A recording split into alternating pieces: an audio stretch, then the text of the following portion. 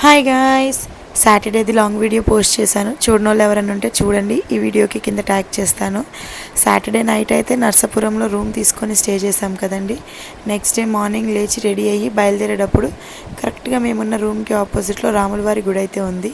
So ఆయన్ని దర్శించుకొని ఆ రోజు స్టార్ట్ చేద్దామని అయితే దర్శనానికి వెళ్ళాము.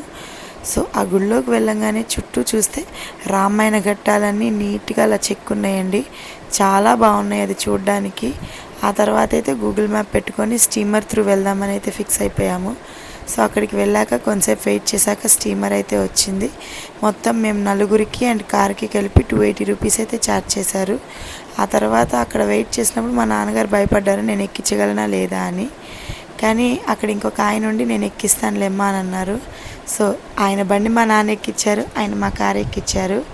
ఆ తర్వాత స్టీమర్లో కరెక్ట్గా 7 to 8 మినిట్స్ పట్టిందండి హార్డ్లీ, ఈ రేవు నుంచి ఆ రేవుకి వెళ్ళడానికి. మేమైతే అలా కారు బయట నుంచున్నాము. ఆయనైతే రిటర్న్ మళ్ళీ అక్కడ దించేటప్పుడు కూడా ఆయనే దించేసి మాకు ఇచ్చారు car. Once again thank you అండి మాకు ఇంత హెల్ప్ చేసినందుకు. అక్కడ స్టీమర్లో దిగాక అగైన్ మళ్ళీ రూట్ మ్యాప్ పెట్టుకున్నాము. మొత్తం 17 కిలోమీటర్స్ అండి అక్కడి నుంచి. కానీ జర్నీ అయితే సూపర్ ఉంటుంది. సకినేటిపల్లి ఇటు రూట్ వస్తుంది. ఇక్కడ నాకు ఒక చిన్న డౌట్ అండి, మీకు ఎవరికైనా తెలిస్తే కమెంట్ చేయండి.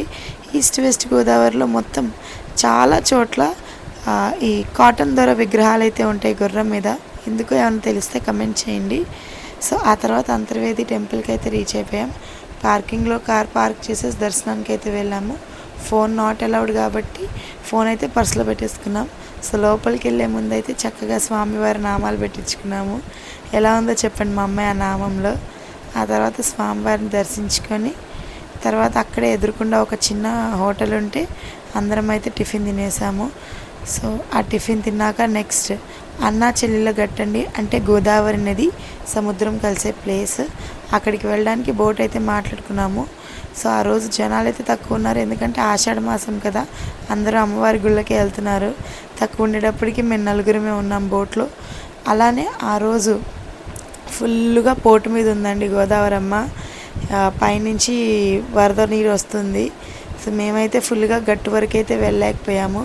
సో అక్కడ వైట్ లైన్ కనిపిస్తుంది కదా, అదే సముద్రము. ఇప్పుడైతే మనం నదిలో ఉన్నాము. పోటు లేని టైంలో అయితే అలా నది కలిసే వరకు తీసుకెళ్తారు. ఇప్పుడైతే సగం దూరం వెళ్ళి రిటర్న్ వచ్చాము. ఆ తర్వాత రిటర్న్ బోట్లో వస్తుంటే ఒక గోపురం కనిపించింది. అదేంటి అని ఆ బోట్ వాళ్ళని అడిగితే వశిష్ఠ ఆశ్రమం అన్నారు.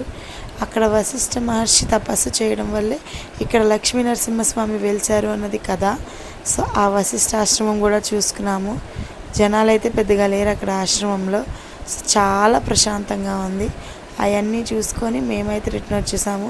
రిటర్న్ వచ్చేటప్పుడు ఇంకా ఊర్లు ఇవన్నీ వద్దనుకొని మచిలీపట్నం రోడ్లో అయితే వచ్చేసాము. కానీ ఇదేంటోనండి, అసలు లంచ్కి కానీ ఒక కూల్ డ్రింక్కి కానీ ఎక్కడ ఏమీ దొరకలేదు. కానీ ఏదైతేనే మధ్యలో ఒక చిన్న డాబా లాగా ఉంటే అక్కడ మా మీల్స్ కానిచ్చుకొని సాయంత్రానికి అయితే రిటర్న్ వచ్చాం. Thank you for watching.